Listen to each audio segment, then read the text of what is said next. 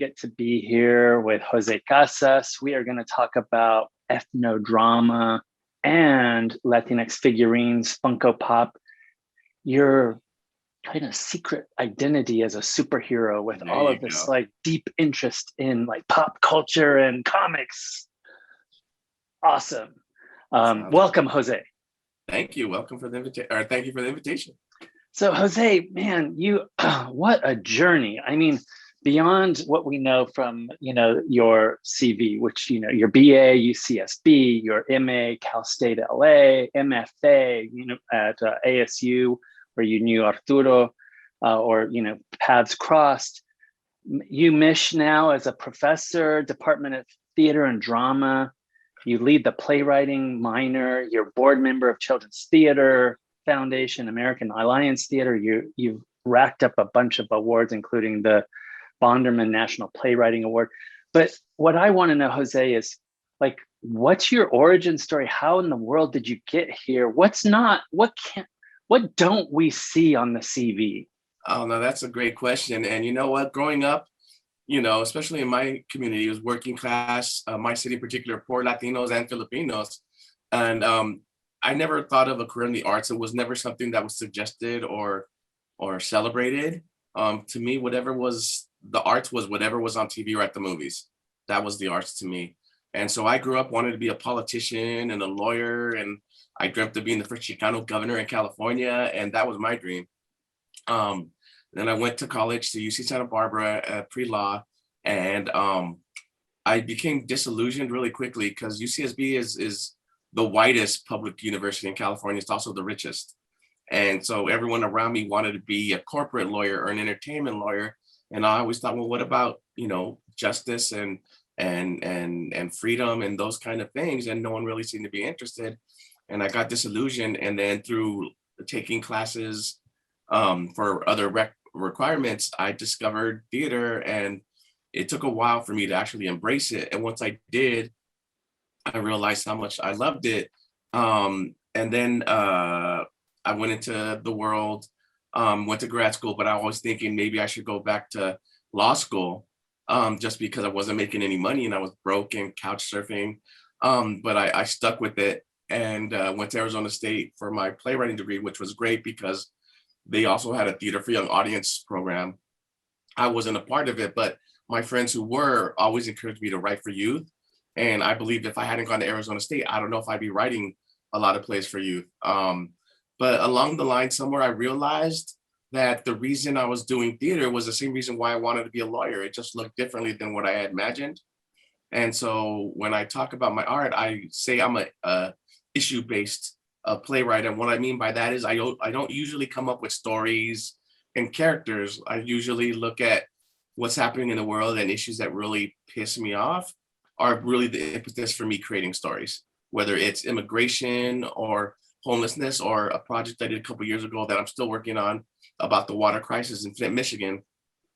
Those are the inspirations for me writing. So I've taken that lawyer mentality and that activist mentality and just applied it to theater. Jose, why youth in particular, like as your focus? Well, when I was at Arizona State, my friends would say, you need to write for youth. And I'd be like, man, I'm a real writer. I'm not going to write for kids. And eventually I did write a thesis play, which was a hip hop breakdancing spoken word joint that I had fun with. And it was inspired by a place I grew up at. But then I'm like, okay, I did my one play. And then theaters would say, hey, we'll pay you to write a play about this youth group. I'm like, all right, I need to check.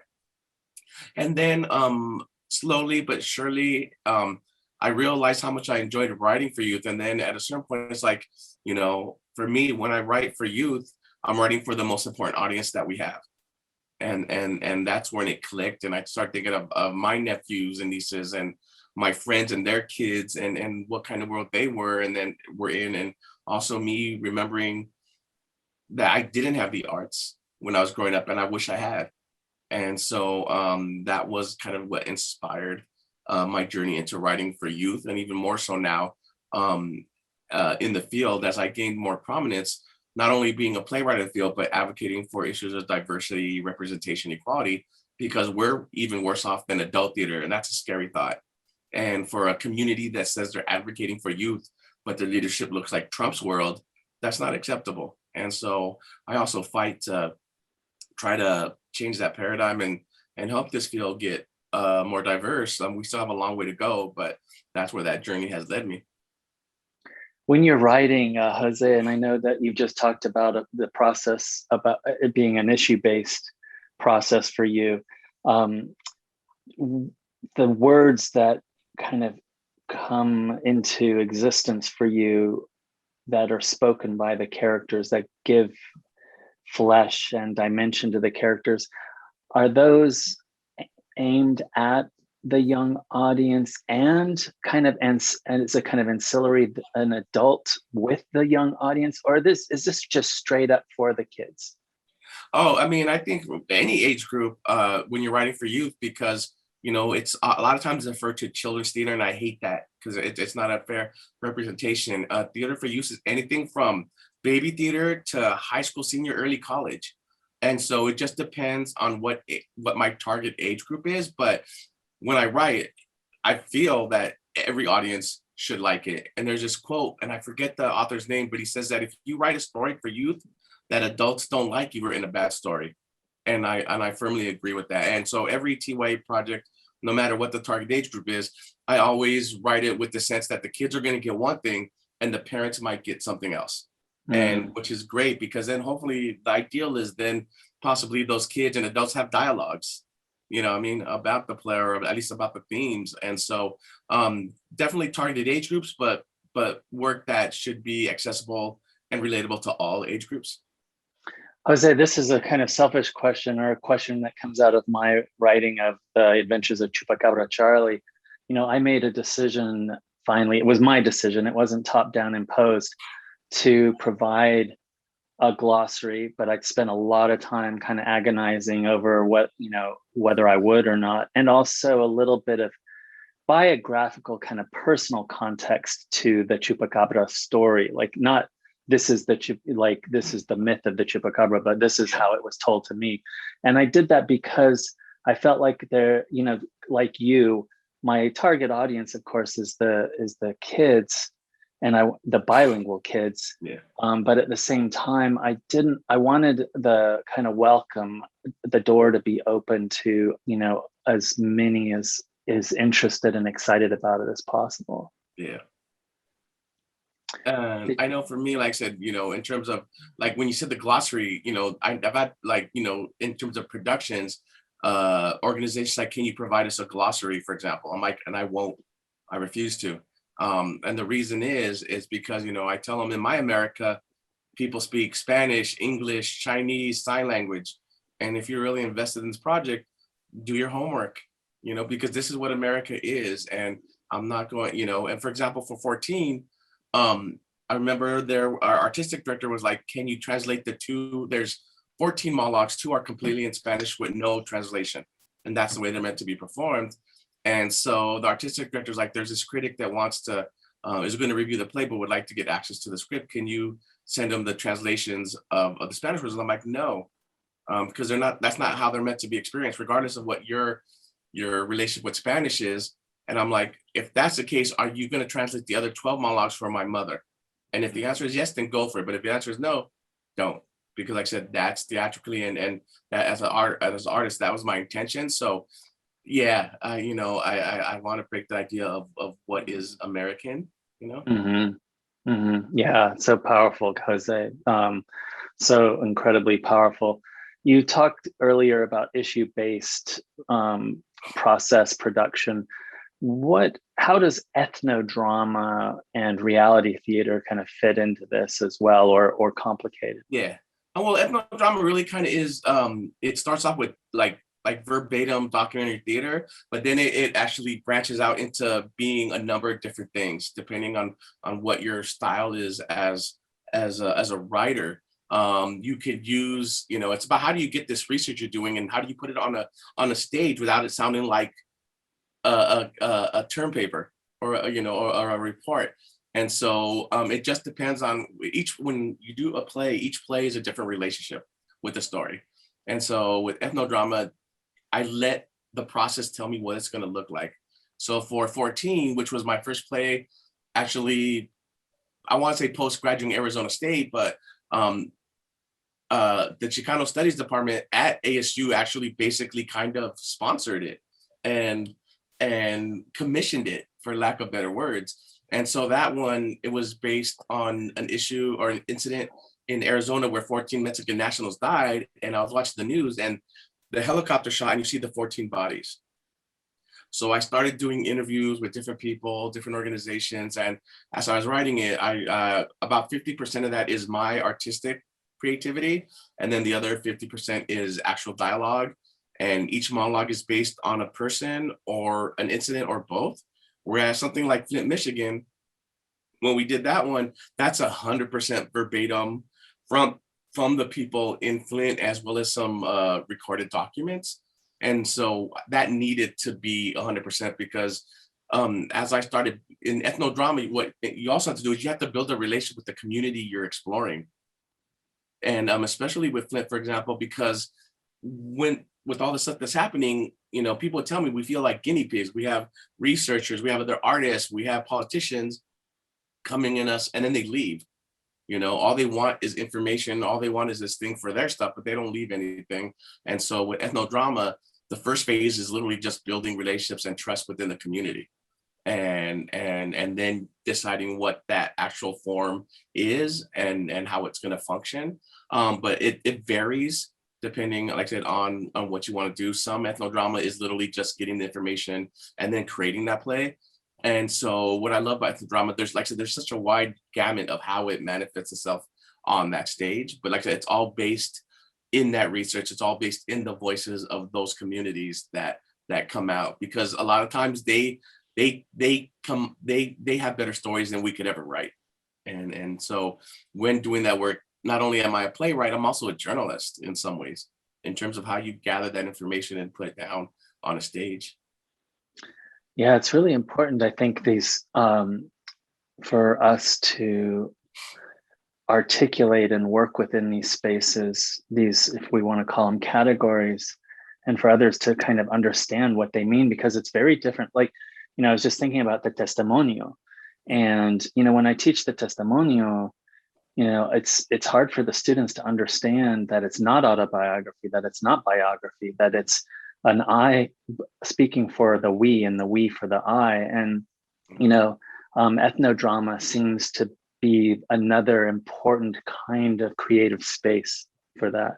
Yeah, and as a scholar, I think what I really, when I did Flint, it was when I was actually applying for the job here, interviewing for the job, and I hadn't heard anything about it, and colleagues would tell me about it, and I'm like, well, this is fucked up, and did more research, and I'm like, wow, I wanna, I'm feeling something with this community, and what finally kind of like, okay, I need to do this was when I started hearing stories of the Latinx community, how parents were afraid to take their kids to get their blood tested for lead, or even to go for water for fear of ICE, you know what I mean, and getting deported. And that was it. But I also made a conscious effort to say, if I didn't get the job in Michigan, I can't do the play because I'm not going to be here for a few days, write a play, and that's it. I needed to be here. I said, build those relationships and tell that story. And as an educator, I felt very important because I knew our students would be acting in it. And a lot of them were scared. And when we actually took the play to Flint, they almost quit, not because they didn't want to do the play, because, you know, if they're doing a character from Shakespeare, they do it and then they go home and party for the weekend, whatever. Over here, they're portraying a character who has no money, who has no water, and is in that audience watching them. And then they go home back to privilege, and that person still doesn't have water, has a $10,000 water bill, and that scared the students, but they went through it and it was great. And as they talked with the community, because even the community was in the talkbacks, they were like, we expected this to be exploitive.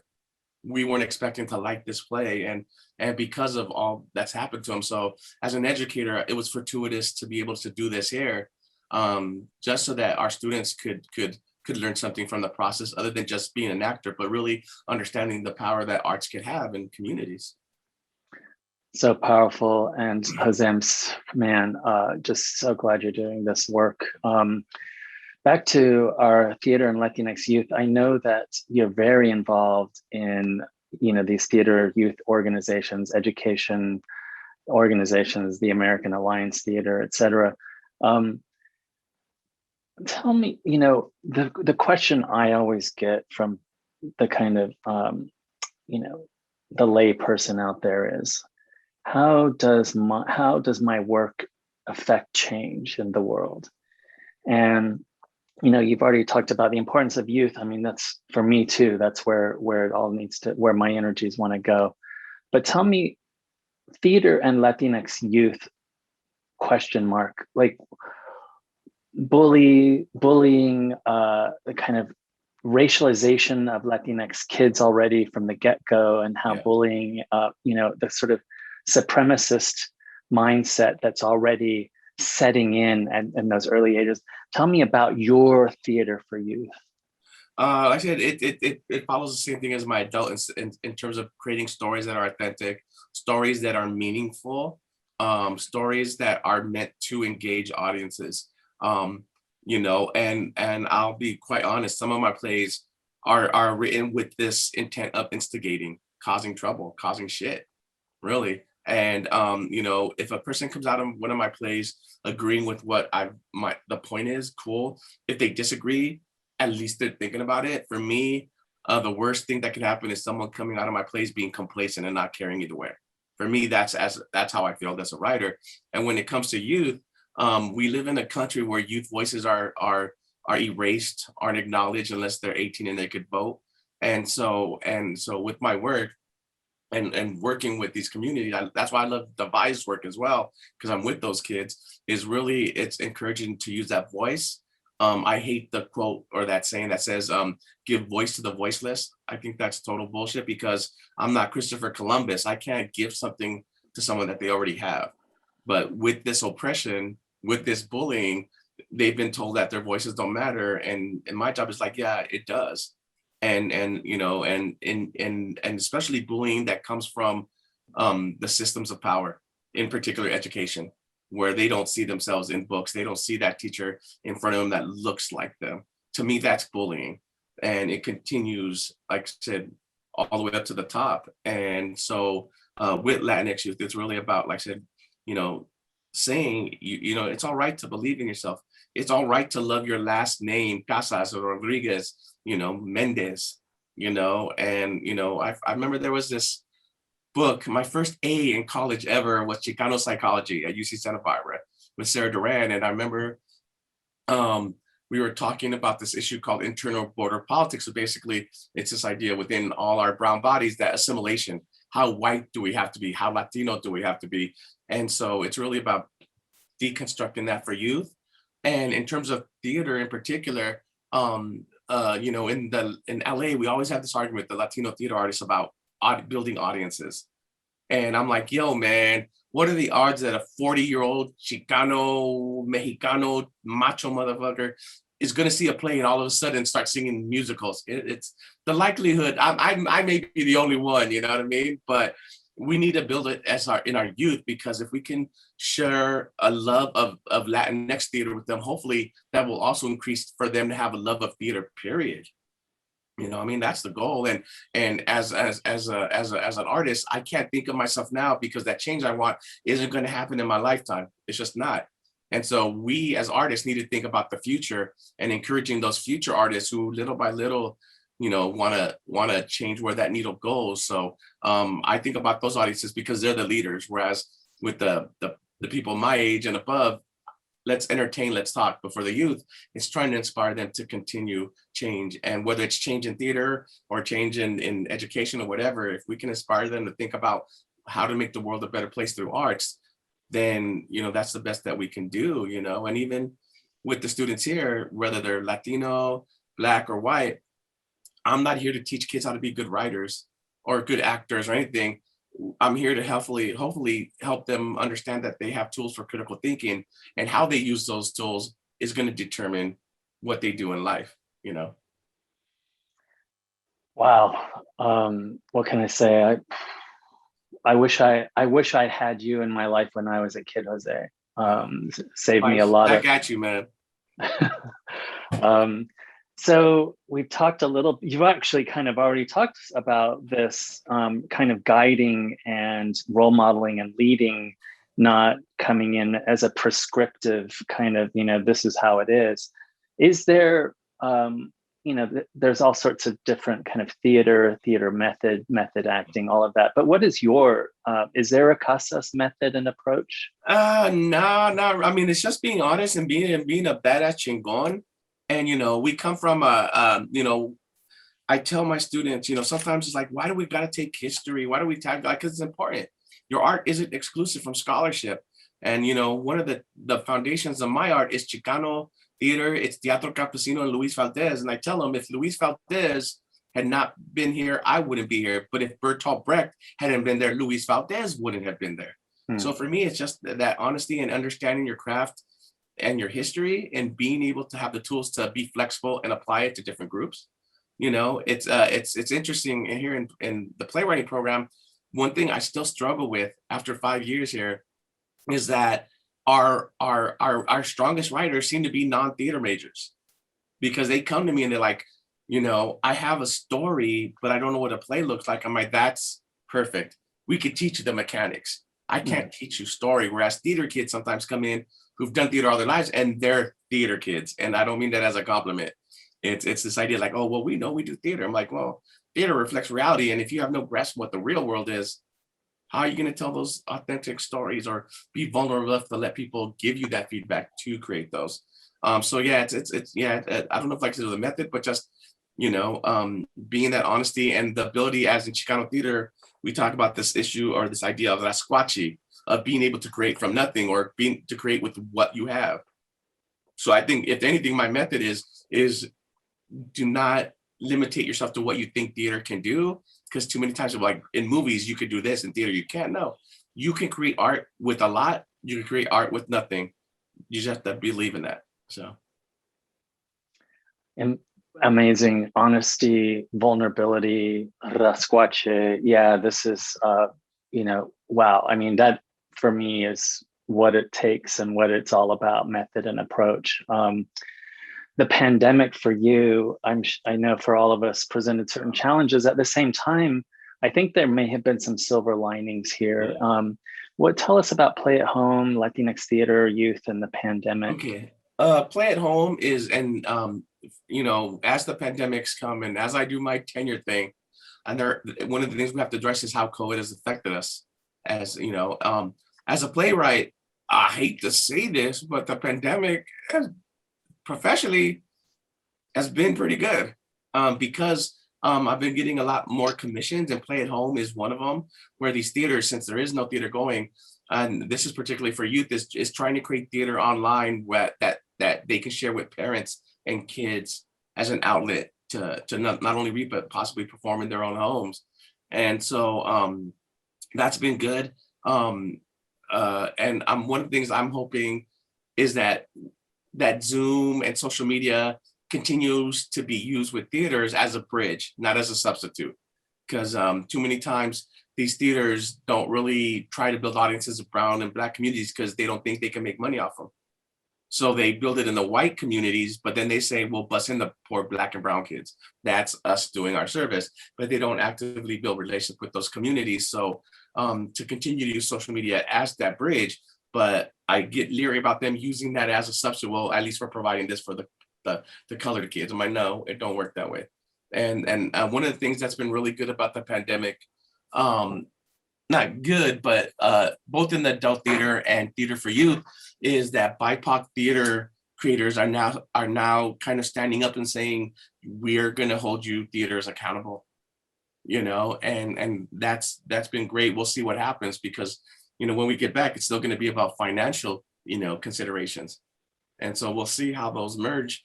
And social media, I think, is giving kids more opportunities just to kind of reintroduce the theater. But we need to go back to live theater, because as one of my friends says, that's our church, and I miss my church. You know what I mean? And Zoom, it's been good with plays that have already been done and they've been recorded. That's been great theater created for Zoom. And Not so much. It's been all right, and I understand why people are doing it, and there's a appreciation of the effort. But like, when there's two lovers on stage and they look at each other silently like for 30 seconds and you feel that tension on Zoom, yeah, it kills it.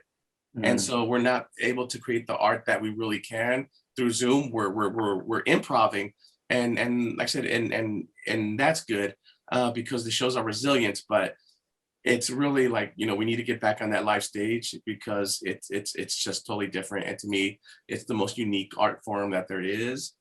And so yeah, and like I said, just trying to, and kids are technology wise, I suck. I'm horrible. My students laugh at me, and they should, because I haven't caught up with the times. And but kids are smart, and we're hoping that at least in terms of theater, like they've been doing other things, kids become a little bit more proactive and use it to their advantage. I'm not the best person to deal with arts and technology. That would be other people, but hopefully that good comes out of that in that way. Kids finding different ways of expressing themselves. And like I said, I'm getting back into screenwriting, and back in my day in college, independent film was literally Robert Rodriguez maxing out his credit card and doing medical tests to be able to do El Mariachi. Now independent movies is $10 million mini studios. Like what happened? But with YouTube, with all these different channels, kids have more access to getting their stories out there. So hopefully for them, not for me, because I'm too old, but for them, it allows them to voice their stories. Right, another tool in the toolbox, but not something to replace the live show, the church, as you call it. So okay, Jose, this is like, I want to know all about this not other life, because it's you, it's your back. Look at your bookshelves there. But Latinx figurines, Funko Pops, pop culture. Tell me about this love of yours. I just, what? I'm a child of the 80s, and it was cheesy. And I just, I think for theater for youth, you always kind of have that kid at heart. And what I like about writing for youth also is there's a nostalgic quality to it for me. And, and I think I'm buying so much other of this stuff because when I was a kid, we didn't have a lot of money. So I couldn't buy all these kind of things. But what I love about pop culture, and especially, for example, you have the homies. I have my homies and lowriders at the bottom that you can't see. And, I think of homies, I think where I grew up, then my community.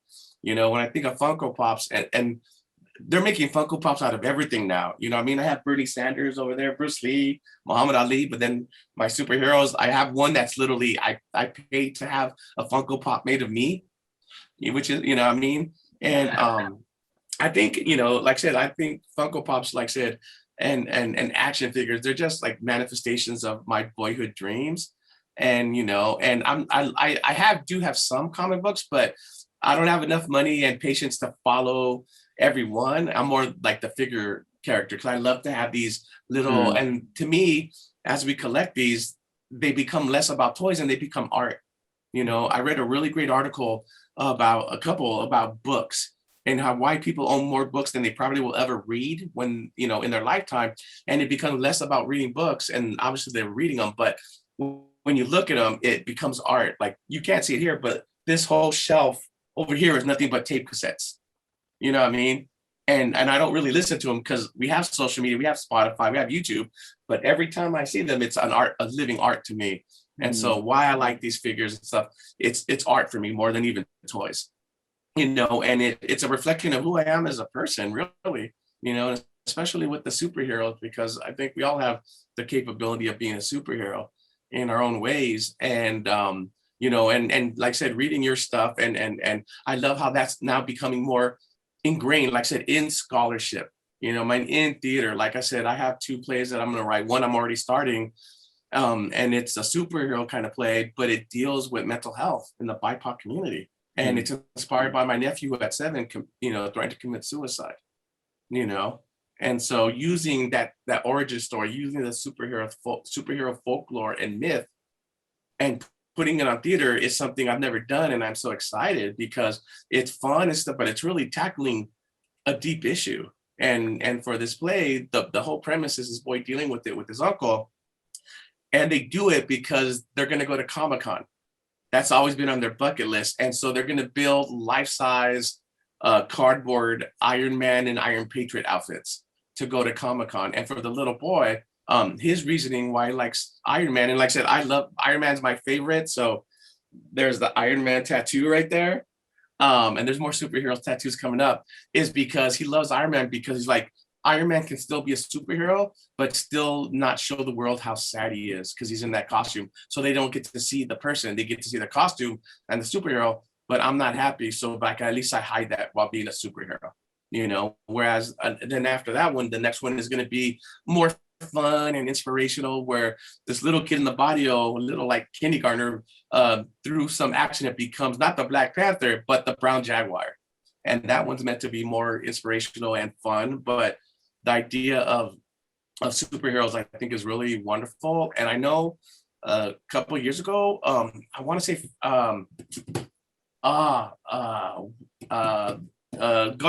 Goodfellas departure, the director, and I can't think of his name right now. Scorsese. Yeah, Scorsese, where he was criticizing Hollywood action movies or superhero movies, saying that wasn't really art.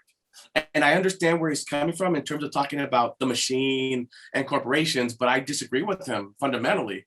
You know, you can argue about the intent and how it's manufactured and how it's done, but superheroes, there's nothing different from superheroes than the Greek tragedies from Shakespeare, you know? And so it's just as legitimate as any other kind of story you tell. So I disagreed with them there. And one great thing also about superheroes and bad guys in theater, in art, and when you're making stories, you have to have conflict. You have to. If you don't have a story, so inherently it allows itself to be that kind of creative punch. And I think what's really important also too is that to me, a superhero movie is only as good as your villain.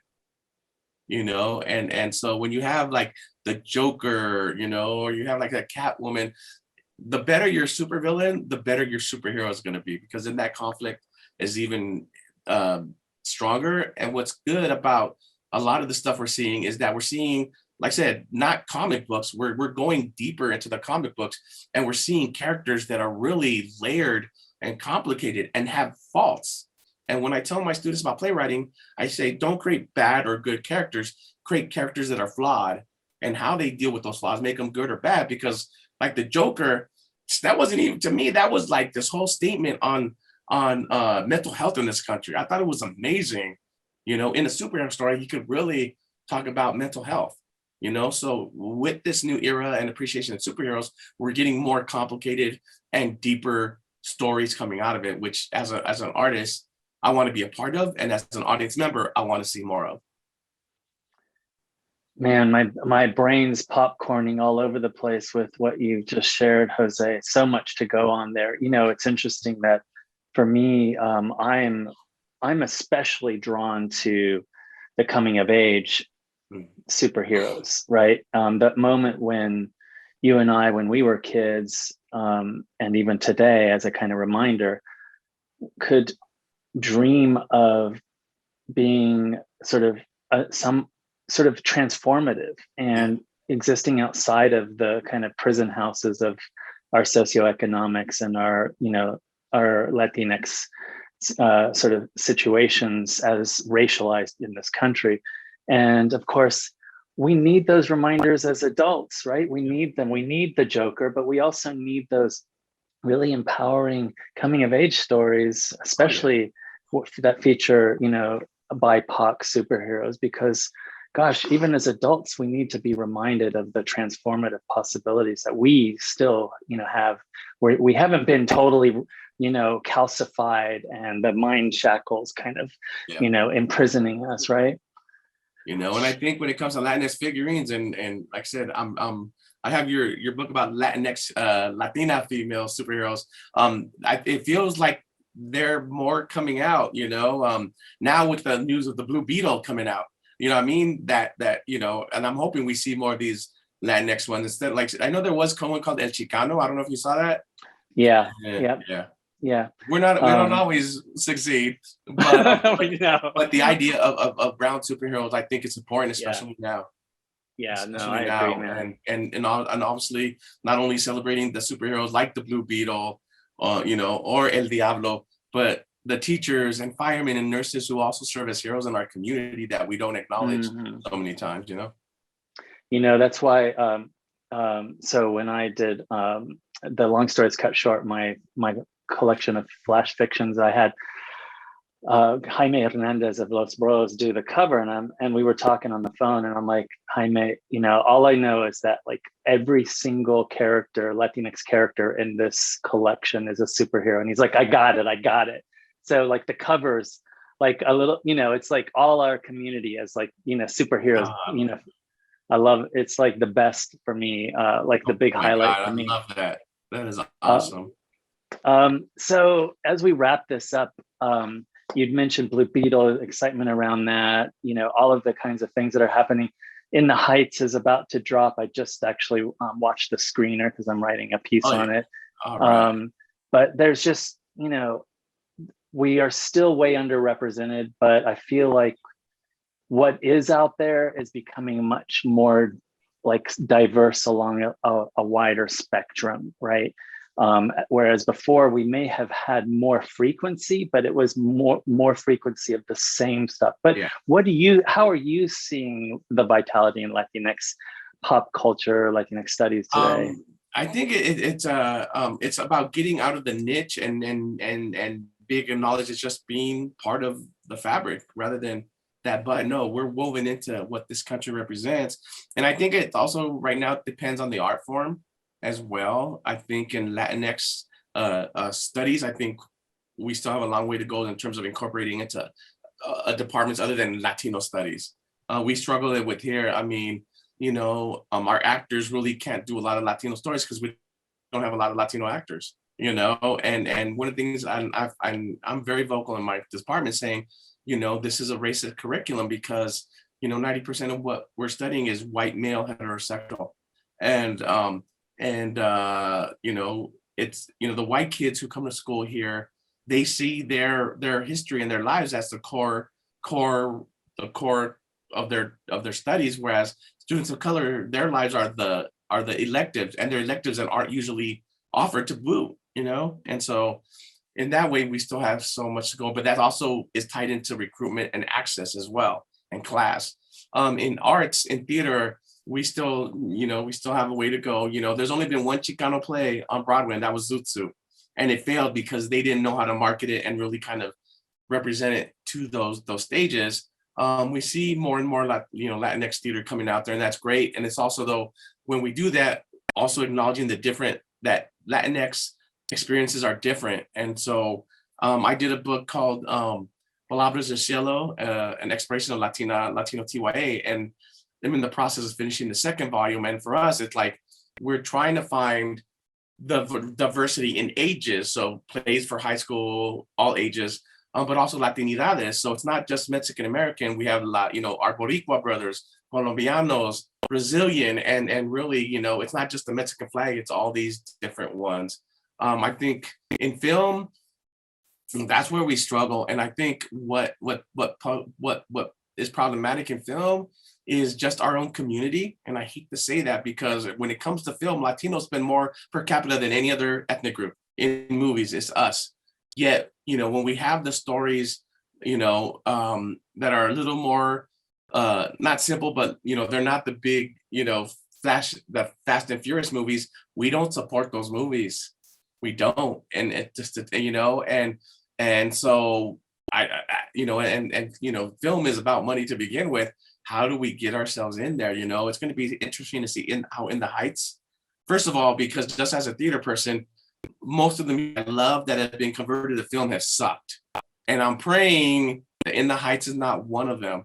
It looks all right, but I'll wait to see it. But I think that's going to be a really important test case. Because I remember when I went to see it on Broadway. I went when it was out, and I saw it 3 times in 1 week, won the lottery twice. So I saw it from the front row. But the first time I saw it was a Wednesday matinee, and I wanted to see it because I was going to go to a Mets game that night. And so I'm in the last row, and they announced that Lin-Manuel isn't going to be in the show. And I was pissed. I'm like, what? Yo. But then I'm like, okay, what would Lin-Manuel be doing in a Wednesday matinee? I am an idiot. But and I was mad, and the house lights go down, and like, lights up on Washington Heights, and it starts. And literally, dude, I shit you not, within maybe 4 or 5 minutes, it didn't matter that Lin-Manuel wasn't in it. There were like happy tears in my eyes because there was a bunch of brown people on that stage dancing and singing and not being fools. And so, and Lin-Manuel, for his critics and his followers, I think he is he's kind of like the test launch for us in a way. Mm-hmm. And so I'm hoping that does. But like I said, as much as I see things happening, I still see change not being quick enough. And so when I talk to my colleagues who are white, or these people who run organizations who are white, I'm like, you all have no say in telling us how time should move, how change should move. You guys created this situation. You guys don't have a say in determining how long it's going to take. And that has to be a collective effort on our parts. You know what I mean? And so we'll see. It's a little mix of hope and a little mix of, I've seen this before, because it's been the year of the Latino in Hollywood for the last 30 years, dude. And we're still not where we need to be. And so it's a mixed bag, in all honesty. So, but I'm crossing my fingers, and I'm hoping for myself to create art that helps us get there as well, Wow, so powerful, such powerful words. We'll have to talk about In the Heights, recreated on the big screen once you've had a look at it. Oh, I yeah. can't talk about it right now. But I will say this, Jose, your words, your work, empowering, empowered, passionate,